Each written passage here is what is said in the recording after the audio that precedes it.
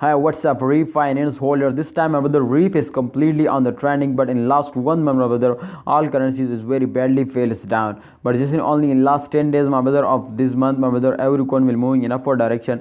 But please be safe, my brother. Absolutely, you can say, my brother, this time, 0.52% they are lost now, and definitely, my friend, that's clear to upcoming time they will moving in upward direction. But please remember, my brothers, too, if they will moving in upward direction, so you need to hold now. Absolutely, my brother, in upcoming times every coin will moving in upward direction.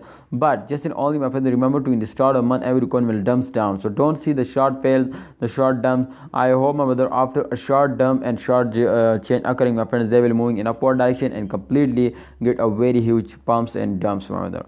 So my brother, the refinance price prediction is very simply, my brother.